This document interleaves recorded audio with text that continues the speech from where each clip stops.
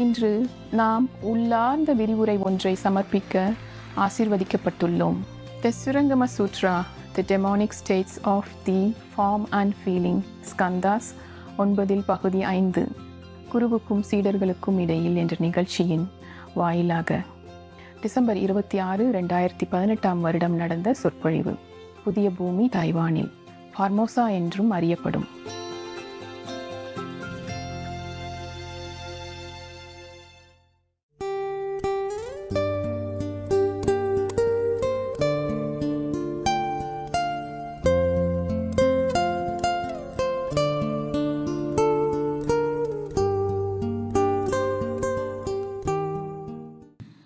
The Buddha continued, though and confused living beings do not evaluate themselves, encountering such situations in their confusion, they fail to recognize them and say that they have become sages, thereby uttering a great lie.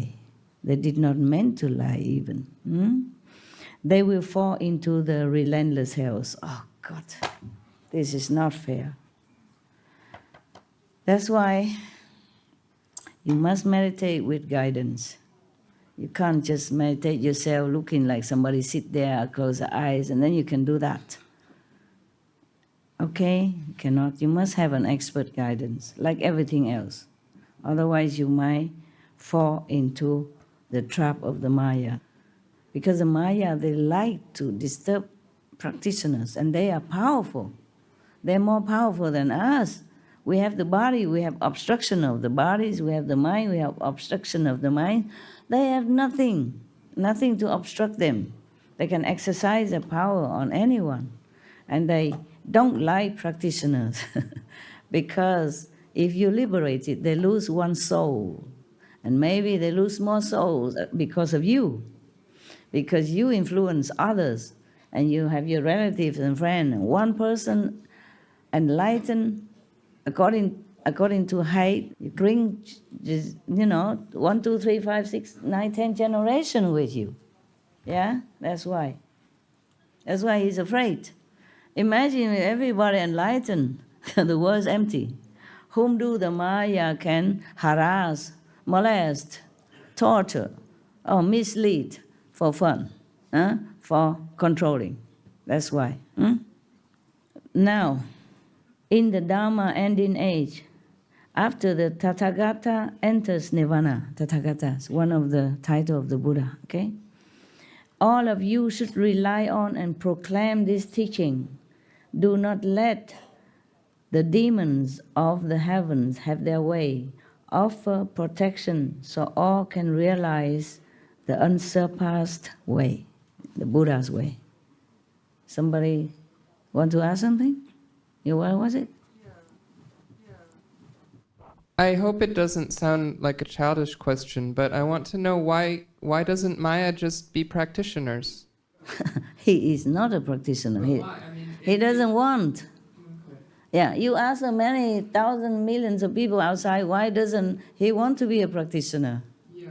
Even I go everywhere and preach for thousands of people.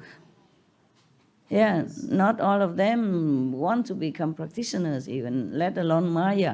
He has his power. He can create things. He can create beings. He likes to rule. Maya is as powerful as Buddha, if you want to know. It's just he lacks love. He lacks compassion. Buddha has compassion and love and power. He has only power. So he doesn't understand suffering of humans or you and I or the animals.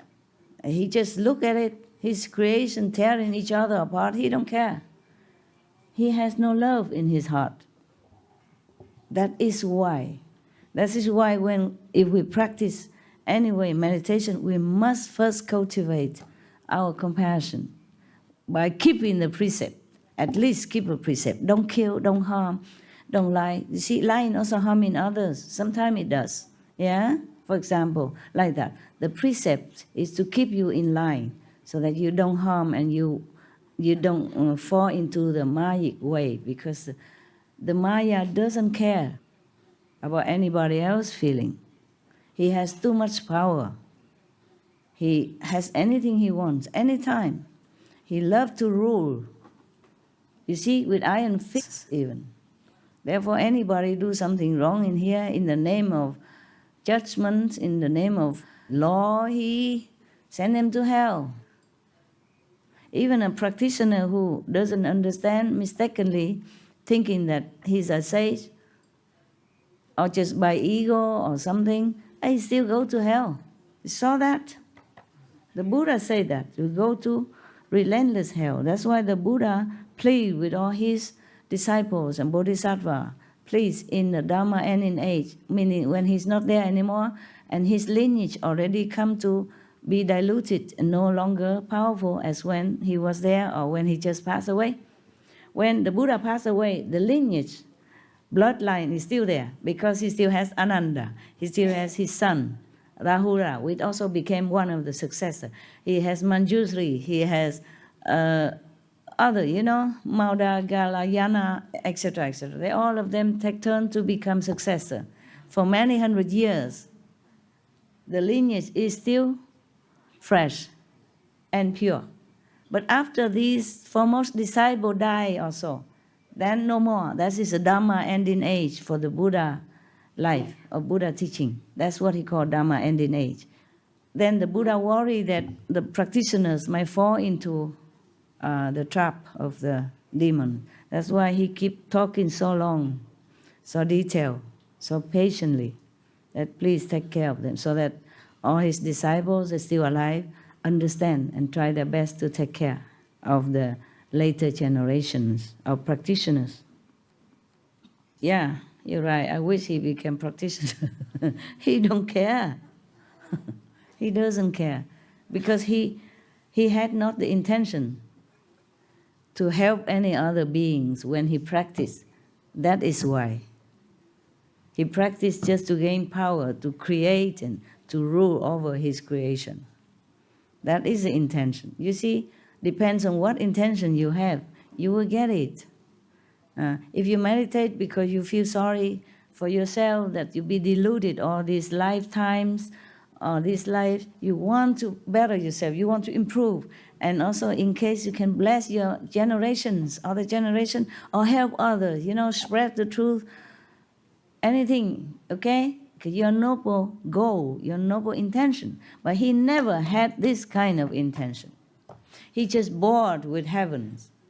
He's bored to become a kind of subordinate to high God or to the Buddha. He revolted. He wanted to be his own man, rule over whatever he create or borrow. This is the kind of ambitious. So spiritual practitioner can't even be that ambitious. And this is really sad thing. What? Master, I feel like if Maya does gain love and compassion, then he'll actually have more power. Because the more love and compassion you have, the more support you have from higher realms, which is more power. I feel like it's not smart for him not to practice. It doesn't make sense because if he... Yeah. He's not smart enough. Yeah. He doesn't think that way. You see, just like somebody who is so very intent on become rich or famous, no matter what cost, you come and tell him, my master tell you rich, or Jesus say the richness in this world is nothing. Better put your richness in heaven. He would say, get out of my house. You see what I mean? Yeah. He's just one of the beings, that has not developed this side of love. He developed only one-sided power. Hi, Master. I have a question about the Maya also. In the book from Master Kabir, Anurag Sagar, he said that Maya is a child from high-level master, fifth level laws. Fifth level law. Okay. So I just wonder how the Maya becomes such a bad guy because he coming from a good guy, and he not have traps and tricks. How like human beings here in the world. because he has in heaven with all the blessings. He's born in heaven, I told you already. He's born to be in the subordinate, being born to be good, born to be, have to be in the rules. He liked to rule himself. He liked to be a king. Okay. Just like some revolutionary leader, you know? He doesn't like the government. What do you wonder? The fifth level is also inside the shadow world. Yeah. That's why I'm going to take you out, outside. Yeah, Master. Thank you. Outside of the fifth world. But if you reach the fifth world, you're good already. If you're good, then you're in the fifth world. You go there. Okay, what? Another question about this, Master. You told us you prepare a special place beyond the fifth world. Yeah. Can you share a little bit more? Because, for example, this world is available to all Master Kuan Yin practitioners, for example? Mm-hmm. For my disciples only. Oh, thank you very much, Master. Thank you very much. Love you, Master. Thank you. It's a new place or Master prepare? As a place created for you. Oh, wonderful. Thank you, Master. It's normal thing, you know. I mean, like Amitabha Buddha, he also created a place for who you believe him at that time. And afterward, if people believe in him, he also accept him to go up there. Whoever believes in that master will go there. That's why you have to be careful which master you follow. Because wherever he will go, you go, okay? We are very lucky, Master. Very lucky people. All right. Thank you. Yeah. You might have done something good to deserve it, or you might be too bad that no saints want you. Pick your choice. Think, look inside you, see, who am I? Is that the good one or the bad one? I don't care, okay? If you're my disciple, you can go up. Thank you, Master.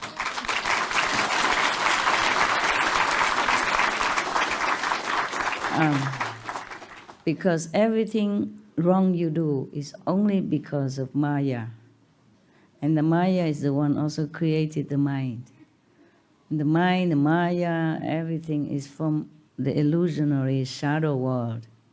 So if you done something wrong, it's not your fault. I don't see it that way. It's just because I'm your teacher, I have to point out, don't do this, don't do that, okay? That's a bad one, that create bad karma, this create good merit, okay? But I don't judge you that way, okay? Just in this world, we should abide by the rule, so we don't suffer, huh? We don't suffer while we living in here, so that you can have peace of mind, good health, security to practice.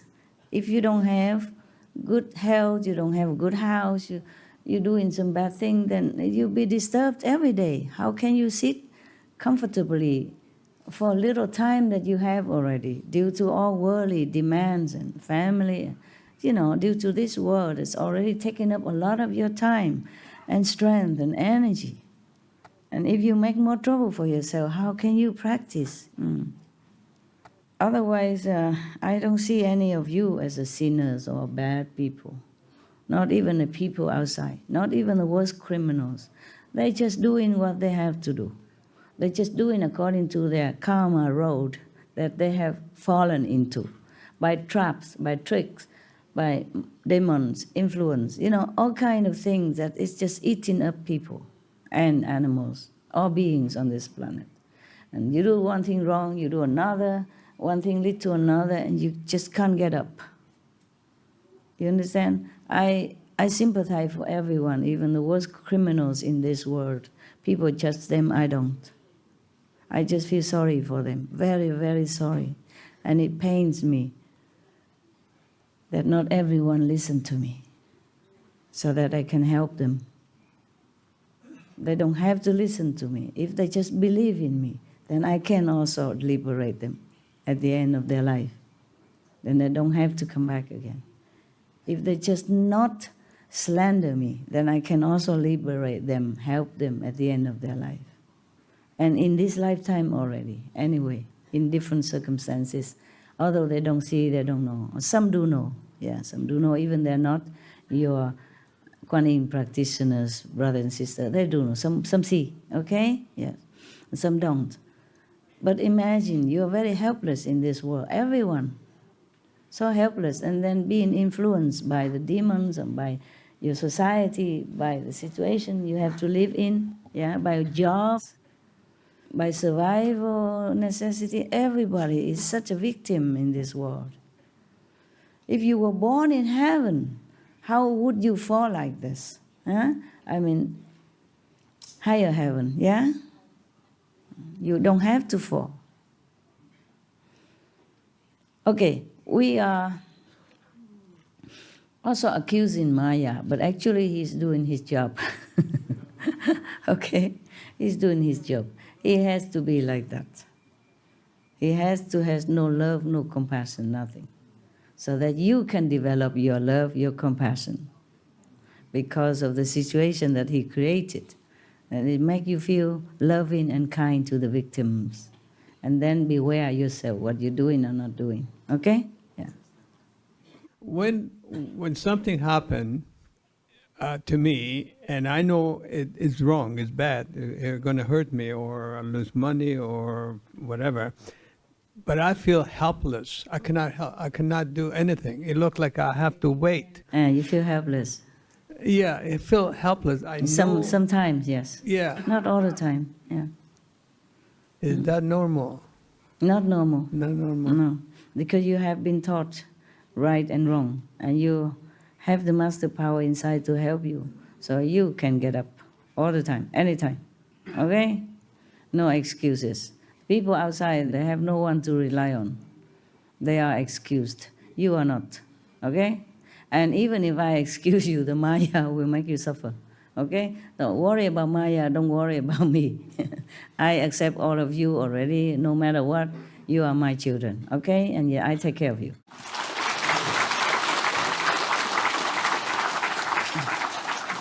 Make sure you don't go out and roll in the dirt and come home and say, Mom, I'm dirty. Huh?